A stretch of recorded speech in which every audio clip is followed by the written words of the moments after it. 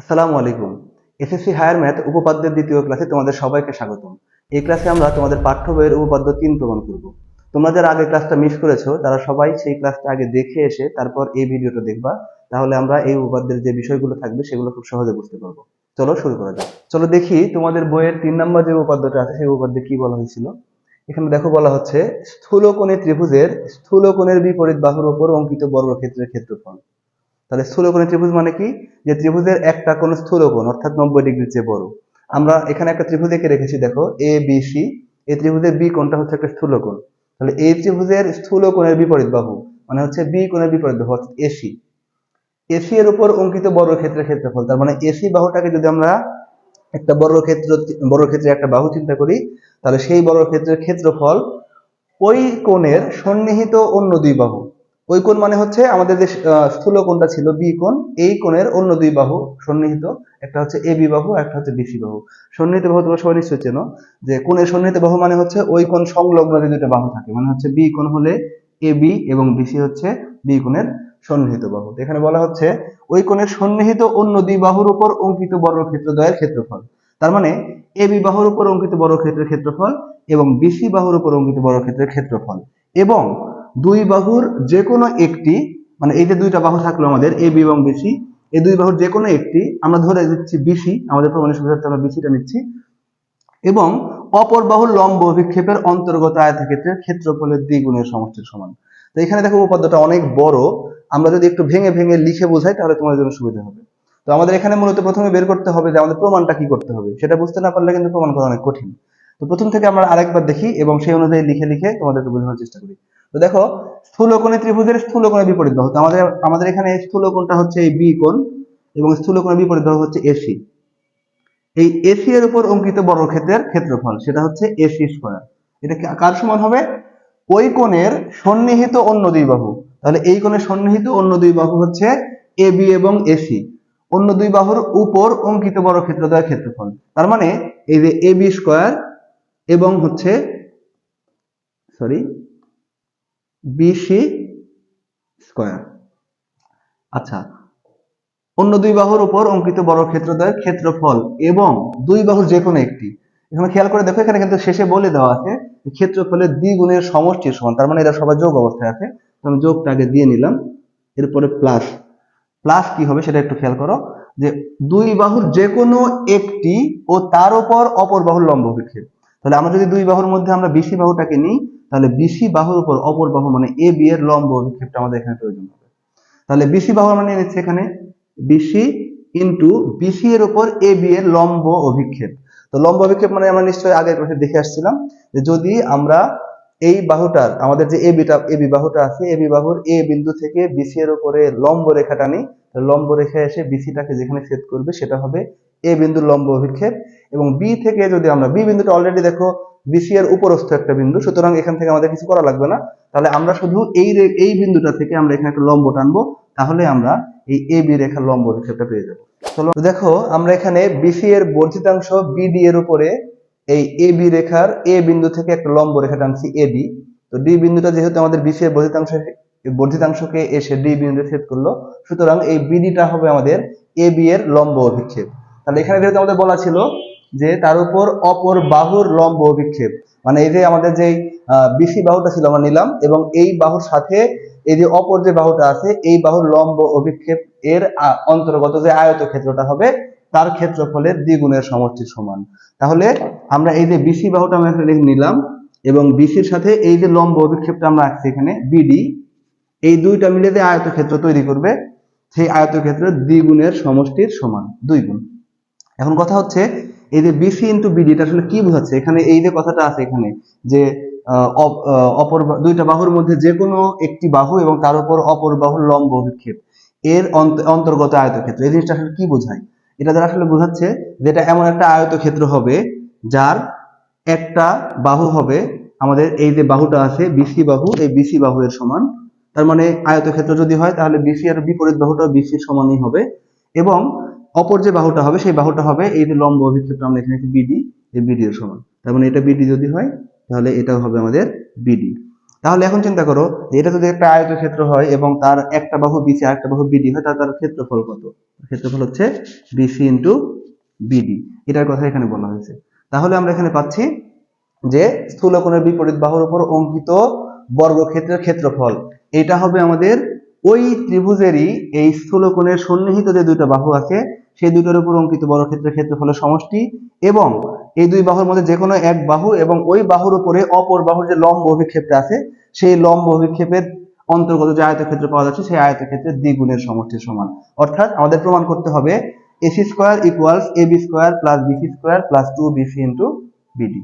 তো এই প্রমাণের অংশটাকে আমরা একটু একটা সাইডে রেখে দিই, দিয়ে আমরা এই পাশ থেকে প্রমাণ শুরু করি। তো ক্লাসে দেখেছিলাম পিথাগোরাসের উপপাদ্য, ওই উপপাদ্যের হেল্প নিয়ে খুব সহজে এটা প্রমাণ করতে পারি। দেখো পিথাগোরাসের উপপাদ্য তোমাদের সবাই অবশ্যই মনে আছে।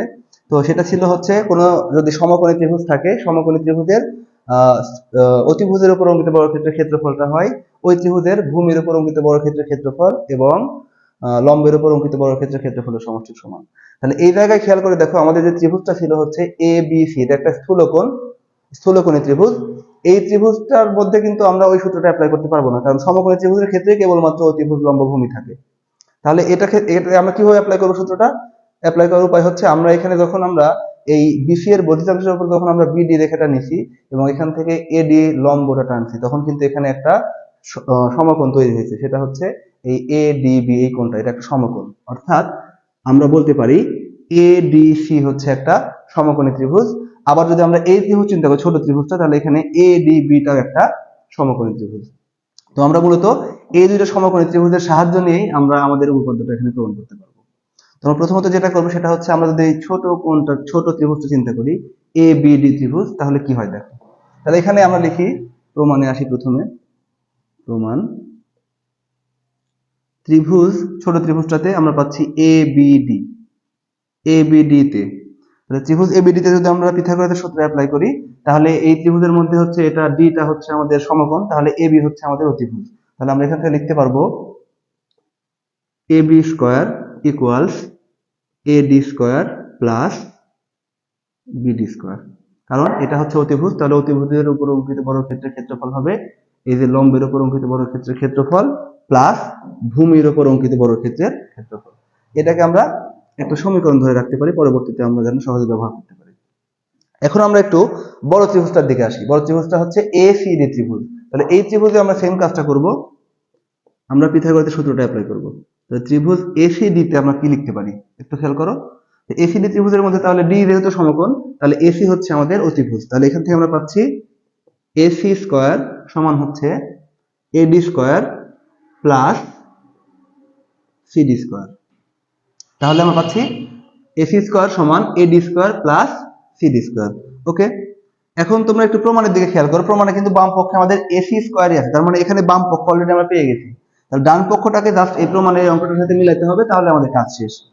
তাহলে দেখো আমাদের এইখানে একটা দুইটা বাহু আছে, একটা হচ্ছে এডি, এই যে এডি, এডির মধ্যে কিন্তু কোনো বিচ্ছিন্ন অংশ নাই, অর্থাৎ এডিকে আমরা ইচ্ছা করলে দুইটা বাহুর যোগফল বা বিয়োগফল হিসেবে লিখতে পারবো না। কিন্তু সিডিটা আমাদের এখানে আছে, সিডিটাকে আমরা ইচ্ছা করলে বিসি প্লাস বিডি লিখতে পারি, এবং সেই কাজটা আমরা এখানে করব। তাহলে আমাদের এডিটা এইভাবে থাকুক, এডি স্কয়ার প্লাস সিডিটাকে আমরা লিখবো হচ্ছে BC plus BD, BC plus BD, সিডির বদলে বিসি প্লাস বিডি, তার উপরে স্কয়ারটা লিখেছিল। এখন এইখানে যদি আমরা a plus B whole square formula apply করি, তাহলে আসে এডি স্কয়ার প্লাস, এখানে হচ্ছে এটা a, এটা হচ্ছে b, তাহলে ওই হিসেবে হচ্ছে a স্কয়ার প্লাস এই যে বিডিটা হচ্ছে b plus B square plus 2 into a into হচ্ছে b, অর্থাৎ আমরা পেলাম AD square plus BC square plus BD square plus 2bc into BD. একটু খেয়াল করে দেখো, আমরা কিন্তু প্রমাণের ডান দিকে দেখো 2 ইন্টু বিসি ইন্টু বিডিও আমাদের প্রমাণে ছিল, তাহলে এই অংশটা আমরা মিলাইতে পারছি অলরেডি। আবার এখানে ছিল A B square plus BC square, আমাদের এখানে অলরেডি বিসি স্কোয়ারটা আছে, শুধু আমাদের এ বি স্কোয়ারটা বানাতে হবে, এখন আনতে হবে। কিভাবে আনবো দেখো, আমরা যদি এখন ইচ্ছা করি যে এইখান থেকে যেহেতু সবগুলো যোগ অবস্থায় আছে, আমরা ইচ্ছা করলে এটা একটাকে সামনে পিছনে নিয়ে লিখতে পারবো।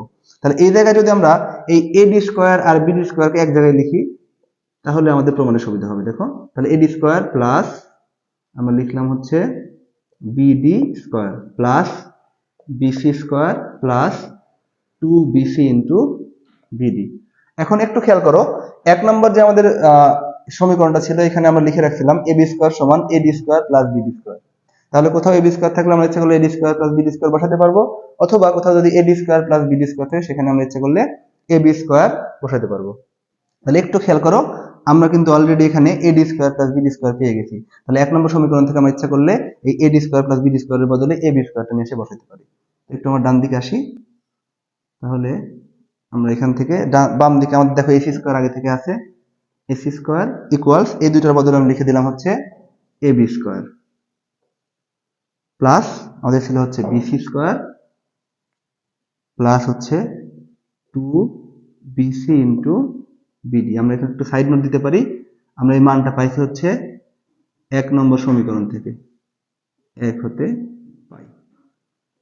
ওকে, তাহলে এখন দেখো আমাদের প্রমাণে কিন্তু এই জিনিসটা ছিল যে এসি স্কোয়ার সমান A B square plus BC square plus 2bc into BD. অর্থাৎ আমাদের যে উপপাদ্যটা এখানে ছিল অনেক লম্বা একটা উপপাদ্য, এই জিনিসটা কিন্তু আমরা খুব শর্টকাটের মধ্যে প্রমাণ করে ফেলতে পারলাম পিথাগোরাসের সূত্রটা ব্যবহার করে। এখানে আমরা প্রমাণিত লিখে দিই, যেহেতু আমাদের প্রমাণ করতে বলেছিল।